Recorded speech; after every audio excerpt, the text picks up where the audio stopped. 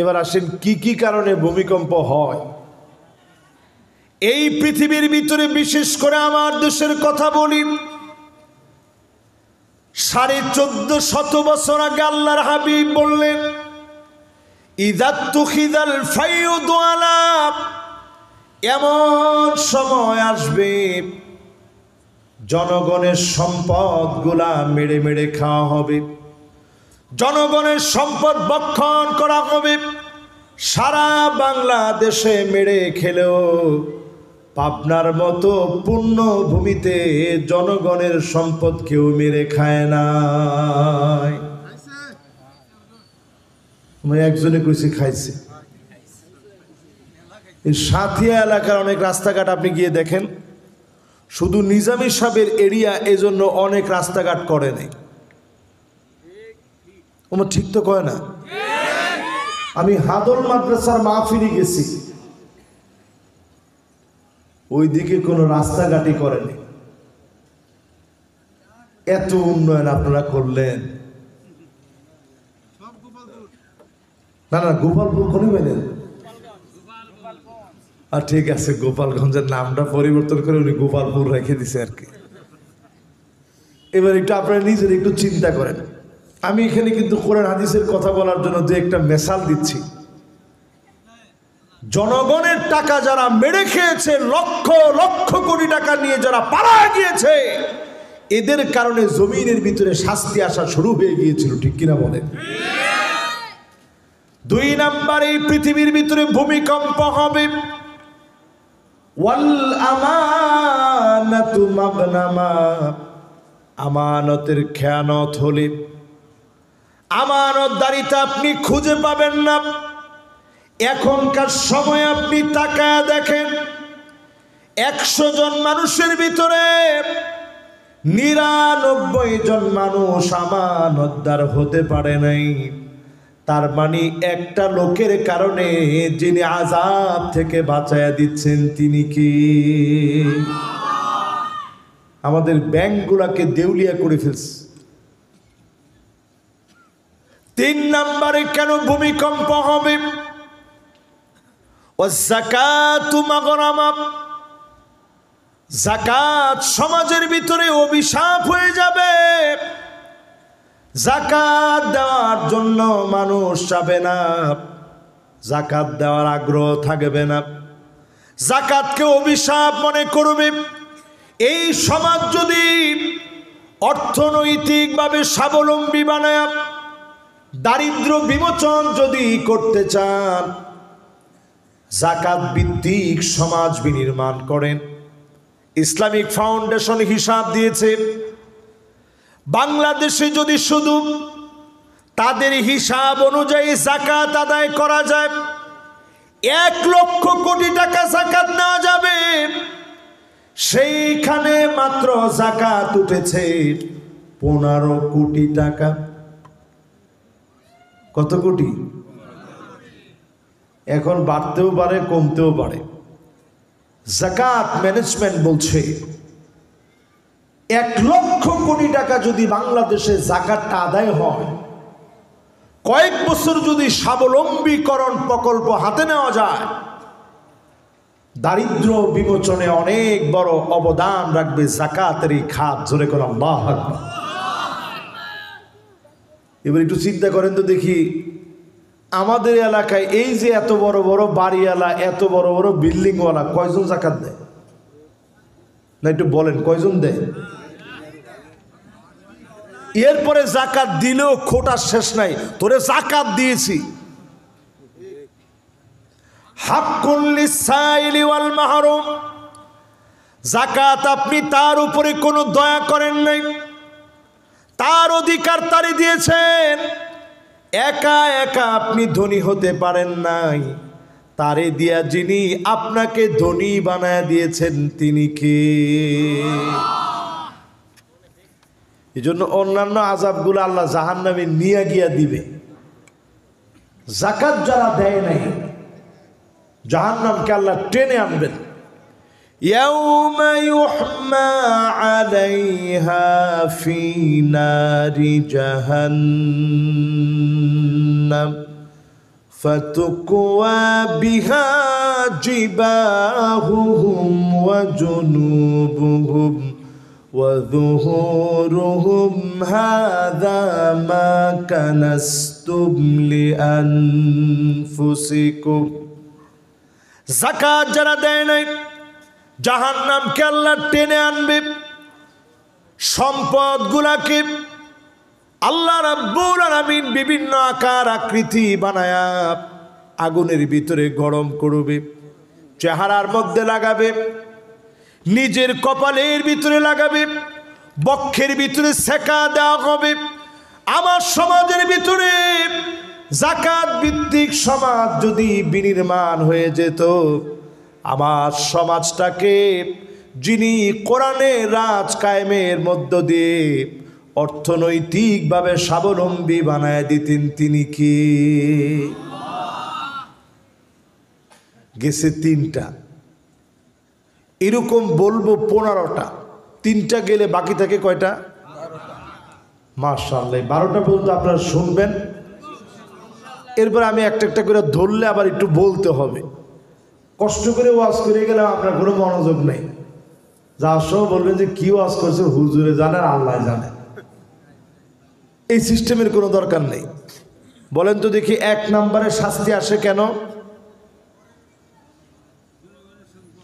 মাশাআল্লাহ, কে বলছে দেখি? হ্যাঁ মাশাআল্লাহ, আমার এত কাছের শ্রোতা, ওনার দিকে একবারও ভুল করে আমার তাকানো হয় না আজকে, কিন্তু উনি সর্বপ্রথম উত্তরটা দিস। এবার সবাই বলেন 1 নাম্বার কি কারণে আযাব আসে দুনিয়াতে? জনগণের সম্পদ মেরে খেলে, এই জনগণের সম্পদ মেরে খাওয়া ব্যক্তিদেরকে আল্লাহ আযাব, গজব, ভূমিকম্প দিয়ে পাকড়াও করে। কারণ আপনি তাদেরকে রেখেছেন জনগণকে, তারা ভুল বুঝায়া জনগণকে বৃদ্ধাঙ্গুলি দেখে, জনগণকে যারা ঠকিয়ে জনগণের সম্পদ মেরে খায়, তখন জনগণও বিপদ আসলে ওই বিপদের মধ্যে পতিত হয়ে যায়। ঠিক কিনা বলেন? 2 নম্বরে আযাব আসে কেন? আমানতের। 3 নাম্বার মাশাআল্লাহ, পিচ্ছি কে কইছে দেখি? দেখেন মাশাআল্লাহ, একেবারে বাচ্চা মানুষ। মাশাআল্লাহ, লিল্লাহি তাকবীর। এই তো আমাদের অ্যাসেট।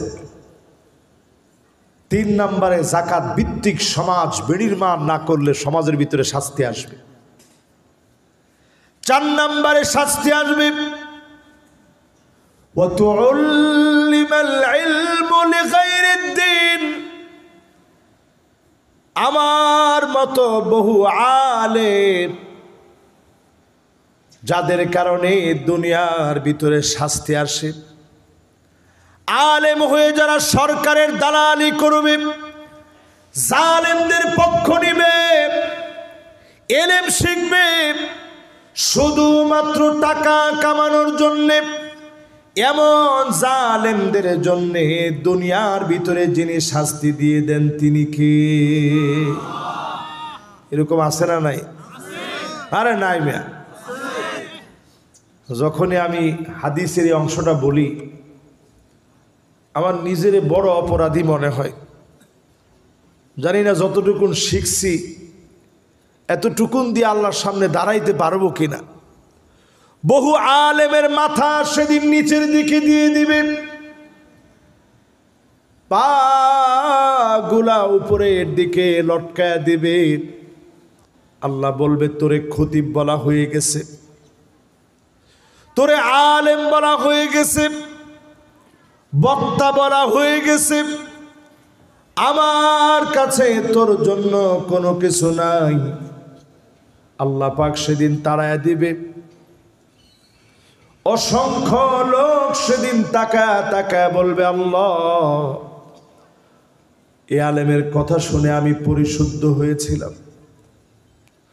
সেই দিনটার কত লজ্জায় ভরপুর হয়ে যাবে। সেই দিনটা কেমন লজ্জায় ভরপুর হবে, যেই দিন বহু আলেমকে আল্লাহ পাক পাকড়াও করে ফেলবেন। মাথা নিচের দিকে দিয়ে, পা গুলা উপরের দিকে দিয়ে আল্লাহ সেদিন বেঁধে ফেলবেন, লটকায় ফেলবেন। জাহান্নামের আগুনের ভিতরে নিক্ষেপ করবেন। আল্লাহর কাছে বলে, আল্লাহ ইন্নামা ইয়াখশাল্লাহ মিন ইবাদিহিল উলামা।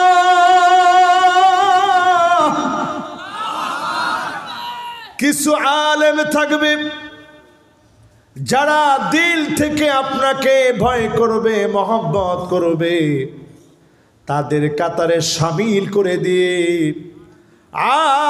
আলিমুন মুস্তামিলুন ইলমাহু, যেই আলেম তার ইলম কাজে লাগিয়েছে, জমিনে দ্বীন কায়েমের চেষ্টা করেছে, সাধ্য অনুযায়ী চিন্তা ফিকির করেছে, এমন আলেমদের কাতারে শামিল করে আমাদেরকেও যেন আল্লাহ কবুল করে নেয়। পড়ে না আমি।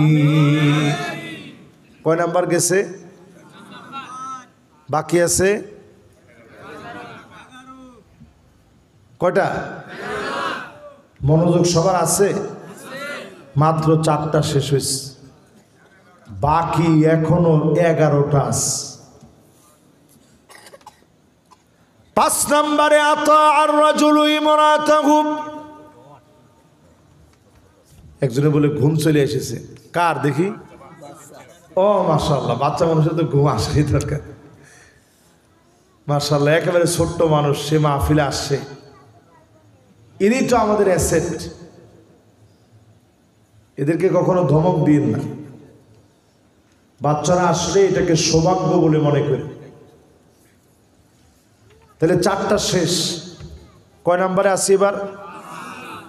আতা আর রাজুলু ইমরাতাহু। স্ত্রীর কথায় স্বামী উঠবে আর বসবে, এমন স্বামী সারা বাংলাদেশে থাকলেও পাবনার ভিতরে এমন স্বামী না।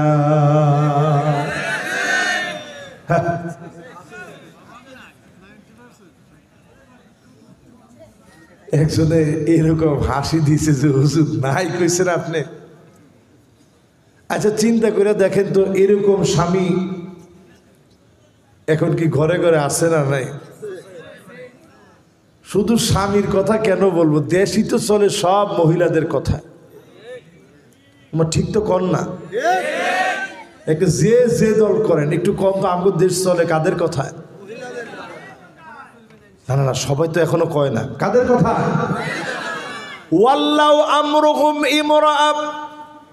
আল্লাহর নবী বলেন, কশিন কালে ওই জাতি উন্নত হতে পারে না যেই জাতির নেতৃত্ব দিবে নারী জাতিরা, মেয়েরা। ঠিক কিনা বলে? সবাই কিন্তু ঠিক কয় না। অনেকের মনের ভিতরে একটু কষ্ট লেগে গেছে যে হুজুর এই ওয়াজটা এখানে এখন হুজুর না করলেও তো পারতেন। আরো ওয়াজ আছে না কত রকম। এখন এই ওয়াজটা তো রসুল করে গেছেন 1450 বছর আগে। দেখেন, আমি যে পয়েন্ট যেভাবে বলা দরকার ওই পয়েন্ট আমি যদি ওইভাবে না বলি তাহলে আমারে ধরবেন আল্লাহ? ওয়াল্লাহু আমরুহুম ইমরাআ। নারীর অর্ডারে যদি দেশ চলে, ওই দেশে কোনোদিন শান্তি আসবে না। আমেরিকার দিকে তাকায় দেখেন, ওরা আমাদেরকে গুলে খাওয়ায় ঠিক, কিন্তু ওরা নারীদের নেতৃত্ব মেনে একবারের জন্যে, এই যে নারীদেরকে কিন্তু এবারও আর আসতে দেয় নাই। 200 বছরের ভিতরে হিস্ট্রি কেটে দেখেন, তারা আমাদেরকে ঠিকই পড়ায় কিন্তু নিজেরা তারা পড়ে না। ঠিক কিনা বলেন? আজকের এই মাহফিল থেকে চিন্তা করবেন, পৃথিবীর দিন যত শেষ হয়ে যাবে তত বেশি মহিলারা মডার্ন হবে। আমি তো দেখি মহিলারা এগিয়ে যাচ্ছে, তবে এগিয়ে যাচ্ছে জাহান্নামের দিকে। ঠিক কইছে একজনে। মহিলারা এখন টাকনুর উপরে প্যান্ট পরে, পরার কথা ছিল পুরুষের, পরে মহিলারা এখন চুল, আগের দিনে বিয়ে শাদী করাতে আসলে দেখতো যে মেয়েটার চুল কত লম্বা, এখন আল্লাহর দেওয়া সেই চুলগুলারে কাটতে কাটতে কাটতে কাটতে একবারে ছোট বানায় ফেলছে। কয় না তো কথা। নতুন করে একটা ছবির স্টাইল বের হয়েছে, জুবলি গিবলি। আরে কথা কয় না। আপনারা তো হিস্ট্রি জানেন না, জুবলি গিবলি আসছে কেমনে। ওটা সিরিয়ার একটা পাহাড়ের নাম, মরুময় সিরিয়ার একটা জায়গার ভিতরে, যে জায়গায় সিরিয়ায় পাহাড় বেষ্টিত মরুময় জায়গা, ওই জায়গাটাকে আরাবিয়ানরা বলে জাবাল, জাবালি। জিমকে অনেক জায়গায় গাইনের মতো উচ্চারণ করে, বলে গাবাল। এই জায়গাটা জাপানিদের খুব পছন্দ হয়েছে। তো একজন কার্টুনিস্ট এই জায়গাকে কেন্দ্র করে তিনি গিয়ে টোকিওতে বসে ছবি আঁকা শুরু করছে, নাম দিয়েছে জিবলি গিবলি। এখন সেই জিবলি গিবলি আইসা এআই প্রযুক্তি দিয়ে আপনার কি সুন্দর চেহারা, এই অবয়বটাকে আপনি কার্টুনের মতো চেহারা বানায় ফেসবুকে আপলোড দেন। আপনি মুসলমানের ছেলে, আপনি মুসলমানের মেয়ে, বিবেক কই গেছে কোন? মহিলাদের কথায় উঠবে বসবে, নারী জাতির এত প্রাধান্য বেড়ে যাবে, নারীবাদীদের স্লোগানে স্লোগানে মুখরিত হবে। আমার একজন কনস্টেবলের চাকরি হারিয়েছে, আপনারা নিশ্চয়ই সেই ঘটনা জানেন। টিপকাণ্ডে সারা দেশ একেবারে রমরমা হয়ে গেছিল, মনে আছে না আপনাদের? ওর সাথে একদিন আমার দেখা চ্যানেল 24-এর সামনে, যে কনস্টেবলের চাকরি চলে গেছে রমজান মাসে। আমি হাত ধরে বললাম যে ভাই, মুসলিমরা তো এত এরকম হইতে পারে না, আপনি ওই মহিলার টিপ নিয়ে কথা বললেন কেন? বলতেছে হুজুর আল্লাহর কসম আমি কোনো টিপ নিয়ে কথা বলি নাই। তাহলে কি বলছেন? কয় যে হুজুর আমি কিচ্ছু বলি নাই, আমার স্ত্রী অসুস্থ, স্ত্রীকে নিয়ে একটু আমি রং রোড দিয়ে যাচ্ছিলাম, উল্টা যাচ্ছি, এই জন্য মহিলা এসে আমার হোন্ডার সাথে একটু বেজে গেছে। তো মহিলা আমাকে অকথ্য ভাষায় গালি দিচ্ছে যে দাড়ি রাখছস, মোল্লা, জঙ্গিবাদ, মৌলবাদ বলে আমারে গালি দিচ্ছে। আমি শুধু ইউনিফর্ম পরা ছিলাম দেখে আমি প্রতিবাদ করি নাই, আমার চাকরিটা চলে যাবে আমি জানি। মহিলাদেরকে নিয়ে কোনো প্রতিবাদ করলে বাংলাদেশে তো খবর আছে।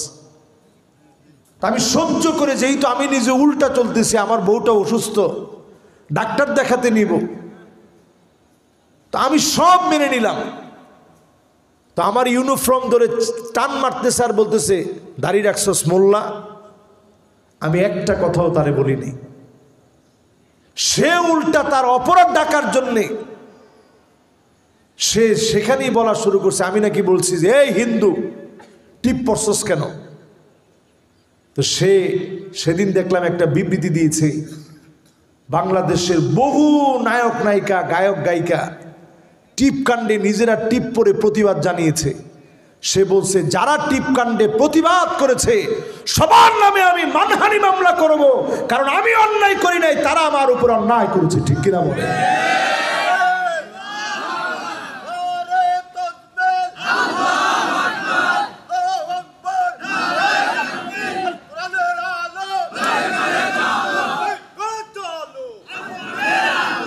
মাশাআল্লাহ, ঘরে ঘরে আর কতদিন জ্বালাবেন? দেখি একজন এই স্লোগানটা ঠিকঠাক করে দেন তো দেখি।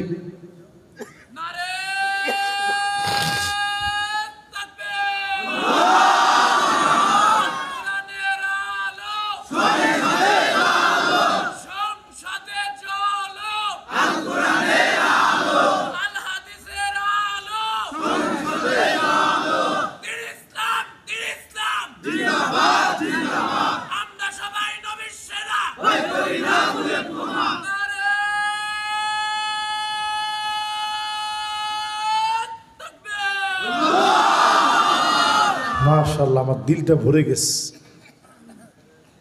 16 বছরে কত কিছু হয়েছে, কিন্তু এরকম যুবকদের নারায়ে তাকবীরের স্লোগান তারা কেড়ে নিতে পারে নাই। তো জিতলাম কি আমরা না তারা? আমরা জিতছি। কয় নাম্বার বলতেছিলাম খেলাছে? 6 নম্বরে। প্রিয় ভাইরা আমার, রাত তো অনেক হয়ে গেছে, বাদ বাকিগুলো শুনবেন। মাশাআল্লাহ, একজনে ঘুম টুম রাইখে আসতেছে, আরেকজন যাওয়ার চিন্তা করতেছে। উনি যদি বসে আমরা দোয়া করে দেবো, দেখি।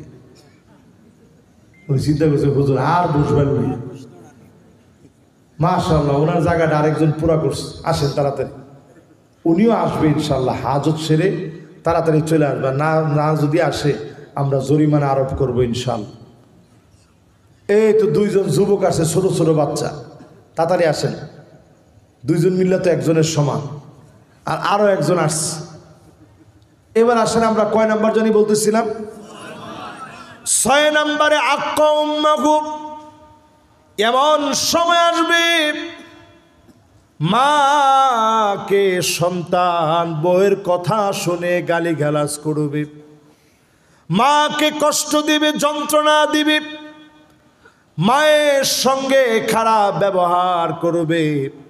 এমন সন্তান এখন বিভিন্ন সময় আমরা দেখতে পাই, ঠিক কিনা বলে? 7 নম্বরে আদনা সাদিকহু।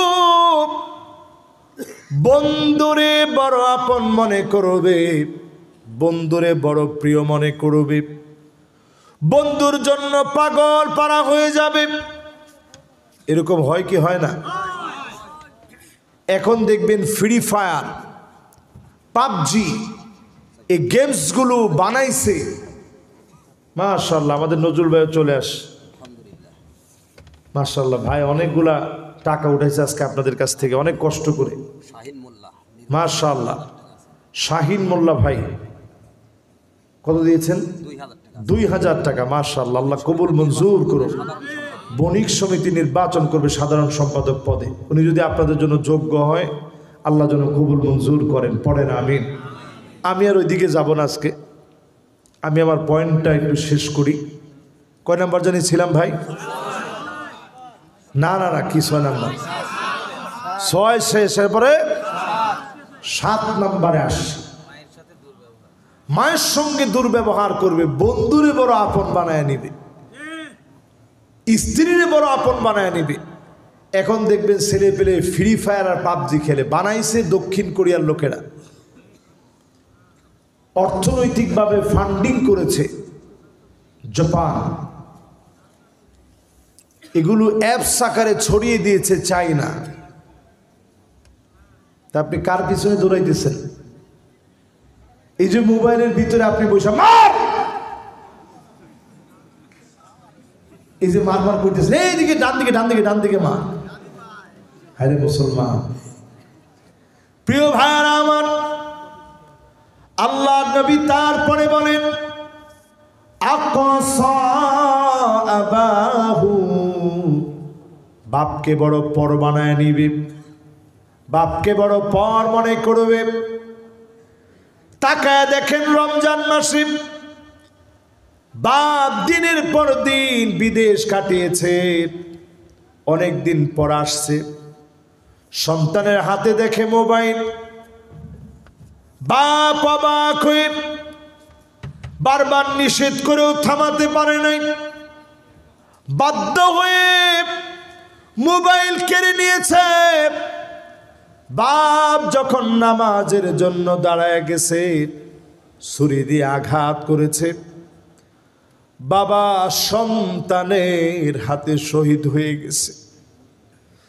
আল্লাহর নবী বলেন এই দুনিয়ার ভিতরে ততক্ষণ কিয়ামত হবে না হাত্তা ইয়াকতুলা বাহু,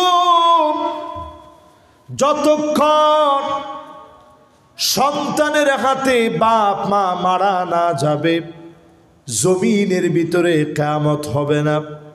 তাকায় দেখেন আমার বাংলাদেশে রমজান মাসে বাপকে যে সন্তান মেরে ফেলেছে, এমন দৃশ্যগুলা দেখার পরে স্পষ্ট মনে হয় কিয়ামত অতি সন্নিকটে চলে আসছে, ঠিক কিনা বলে? 8 নাম্বার শেষ। এবার কয় নাম্বার প্রিয় ভাইরা? 9 নম্বরে আল্লাহর হাবিব বলেন যহারাতিল আসওয়াতু ফিল মাসাজিদ, মসজিদের ভিতরে হট্টগোল হবে। আওয়াজ করে বলেন কি হবে? এ খতিব থামেন, এরকম বলে কি বলে না? এখন যদি কেউ এরকম বলে, আল্লাহর হস্তে ঈমানের দাবি নিয়ে দাঁড়ায় যাবেন।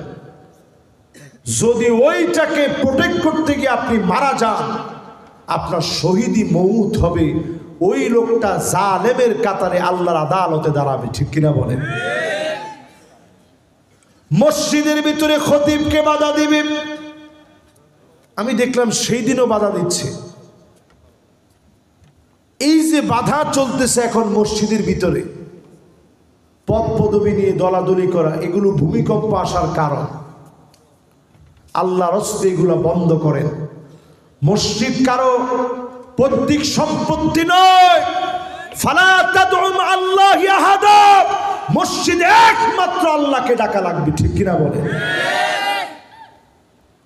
এরপরে আমার ভাইয়েরা 9 নাম্বার পর্যন্ত আসছি। 9 নাম্বারের পরে কত নাম্বার হয়? 10 নম্বরে আল্লাহ নবী, বিশ্ব নবী আমার হাদিসের মধ্যে জানায় গেছেন 1450 বছর আগে দুনিয়ার ভিতরে শাস্তি আসবে, ভূমিকম্প আসবে। কোন সময়ে? উকরিমার রাজুল মাখাফাতা শাররিহি, এলাকার কোন লোককে মানুষ সম্মান করবে শুধুমাত্র টাকার জন্যে, গুন্ডামির জন্যে, তার গুন্ডামি থেকে বাঁচার জন্যে মাঝে মাঝে সম্মান দেখাবে, ঠিক কিনা বলে? ঠিক কইছে একজন পিচ্ছি, আপনারা বাকিরা কি করেন? ঠিক। এরকম লোক আছে, ডান দিক দিয়ে হাইটা গেলে মানুষ বাম দিক দিয়ে যায় আর বলে যে আল্লাহ তার সামনে ফালায় না। এরপরেও যদি দেখে ফেলে,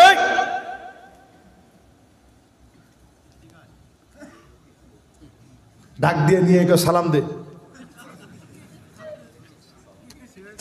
না সালাম তো দিয়েছি, আপনি শুনেন নাই, আবার কথা কস, দে সালাম দে। তো এইরকম যত লোক আছে জোর করে সালাম নেয়, এই লোকগুলা ভূমিকম্প আসার মতো নিজেই একটা ভূমিকম্প, ঠিক কিনা কম? রাসূল নিজে হাদিসের মধ্যে বলতেছে আযাব আসার কারণে লোক সালাম কেউ জোর করে নিয়েন না। সমাজের ভিতরে চাঁদাবাজি করেন না।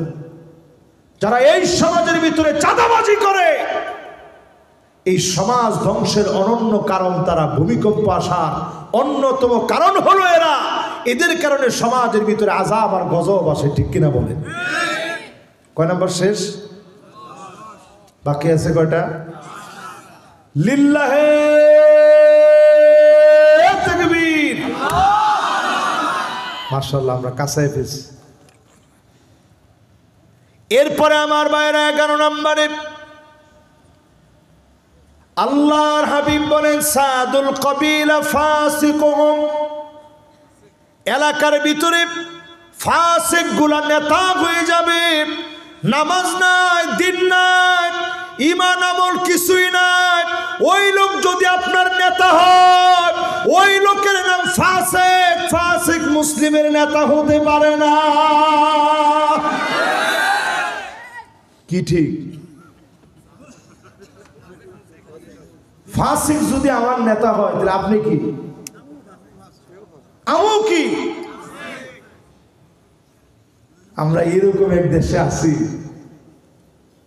আল্লাহ যাক, সেদিকে না কইলে আপনাদের মন বেজার হবে। না না না, থাক, কব নেতার নাম নিলে অজু করা লাগবে। নেতার নাম নিলে অজু করা লাগবে কে? একটু নিজেরে নিজে প্রশ্ন করেন। এই কথা তো আপনি একবারও বললেন না যে রসুলের নাম নিলে অজু করা লাগবে। কোরআন হাদিসের কোথাও আছে নাকি? আরে মাশাআল্লাহ, না আলহামদুলিল্লাহ, নেতা কিন্তু এই কথা বলে নাই। আমি নেতারে দোষ দিচ্ছি না, দোষ দিচ্ছি অতিমাত্রায় তেলবাজ ওই সমস্ত কর্মীদেরকে যারা শুধু পদ পদবীর জন্য রাজনীতি করে। আল্লাহর কসম, আল্লাহ রহমতের দৃষ্টিতে তোমাদের দিকে তাকাবে না, ঠিক কিনা বলেন? আপনি বুখারীর হাদিস খুলেন 208 নং হাদিস, এখনই আপনারা অ্যাপসে দেখেন। রজুলুন বায়আ রাজুলান, একজন আরেকজন আইসা বলবে নেতা আপনার সাথে আসি কলাম। এবারে নেতা সুন্দর করে বলছে আরে তুই তো আসছিস এর আগে থেকেই জানে। কয় নেতা বাজারের পটটা আমারে দেওয়া লাগবে, বাজারটা গিলে খাতেছে। না বাজার তো বিক্রি করে দিয়েছি আমি আগে। কত বিক্রি করে দিয়েছেন? 2 লাখ টাকা। তাহলে নেতা ওই যে অটো যেগুলো আছে এগুলোটা আমার নেতৃত্বে দেন, 10 টাকা করে উঠে উঠে খাবো। কয় না এটাও তো 1 লাখ টাকা বিক্রি করে দিয়েছি। তো নেতা আমারে কিছু দিবেন না, আমি কিছু খাবো না? কয় না তোর আর এখন কিছু হইতেছে না, তুই আমার লগে থাক, এটাই বেশি। এতদিন স্লোগান দিছে নেতা তোমার ভয় নাই, রাজপথ ছাড়ি নাই। যখন খালি পটটা দেয় নাই, আস্তে আস্তে মনে মনে বলে নেতা তোর দরকার নাই, রাজপথে আর আমি নাই। এই যে এখন দেশের অবস্থা। এই জন্য আজকের মাহফিলে বলি, যেই লোকের নামাজ নাই, নামাজি কেমন করে তার নেতৃত্ব মানবে? যেই লোকের নিজের রোজা নাই, রোজাদার কেমনে তার নেতৃত্ব মানবে? যেই লোক নিজে হালাল খায় না, হালাল খাওয়া মুসলিম কেমনে তার নেতৃত্ব মানে? ঠিক কিনা বলে? কত নাম্বার গেছে? মাশাআল্লাহ। চলেন এবার তাড়াতাড়ি 12 নম্বরে যাই। 12 নম্বরে আল্লাহর হাবিব বলেন জাইমুল কওমি আরজালুহুম, বড় বড় নেতা, বড় বড় দুশ্চরিত্র লম্পট হবে। আমরা মিলায় দেখি অনেকে এখনো মনে করে কোরআনের ভিতরে কোনো রাজনীতি না। ঠিকও তো কয় না, আরো জোরে কর। কি ঠিক? না না নাই তো, কোরআনের ভিতরে রাজনীতি আছে। হুজুর সব ওয়াজ করবে, সব ভালো। মাগার হুজুর যদি খালি রাজনীতির কথা বলে, যে হুজুরের আর খায় দেয় কাম নেই, কিসের জন্য হুজুর এত রাজনীতি ওয়াজ করলো? আমরা এখানে এত এত মানুষ, সব দলের লোকই তো আসছি। আচ্ছা কোরআনের ভিতরে কি রাজনীতি আছে বলে আপনার কাছে মনে হয়? এক নাস্তিক এসে একবার আমার উস্তাদরে প্রশ্ন করছে, হুজুর কোরআনে নাকি সব কিছু আছে, তো কদ্দুর আটা দিয়ে কয়টা রুটি হয় কোরআনের কোণে আছে, একটু খুঁজে বের করে দেন। টেলিভিশনের একটা টক শোর ভিতরে প্রশ্নটাকে আপনার কাছে একবারে সহজ মনে হয়েছে? যখন এরকম প্রশ্ন করছে যে কতটুকু আটা দিয়ে কয়টা রুটি হয় কোরআনের কোণে আছে, একটু বের করে দেন। হুজুর কয় না এটাও কোরআনের মধ্যে আছে। তো নাস্তিক তো ব্যবসা খেয়ে গেছে, কি কয় কি কদ্দুর আটা দিয়ে কয়টা রুটি হয় এটা কোরআনের মধ্যে তো কোথাও দেখি রে, কি এটা কোত্থেকে আসলো? এবার হুজুর আয়াত তেলাওয়াত করলেন, ফাসআলু আহলা যিকরি ইন কুনতুম লা তা'লামুন। কইয়া জিন্দেগিতে পড়ছো? হ্যাঁ পড়ছি। মানে কোথায় আল্লাহ কি বলছে? যারা জানো না, যে জানে তার কাছ থেকে জেনে নাও। রুটি তো আমি বানাই না, আমার স্ত্রীর গিয়ে যদি জিজ্ঞাসা করা হয় কদ্দুর আটা দিয়ে কয়টা রুটি হয়, উনি জানবেন। তা আপনি নিজে নাই জানতে পারেন, কিন্তু কোরআনের মধ্যে আপনি খুঁজে দেখেন রাজনীতি নিয়ে একটার দুইটা না, অসংখ্য আয়াত কোরআনুল কারীমে আল্লাহ পাক আল্লাহর জমিনে আল্লাহর দ্বীন বাস্তবায়নের উপরে দিয়েছে। ঠিক কিনা বলেন? আপনি পারেন না সেটা স্বীকার করেন, দুর্বলতা আপনি পেশ করেন,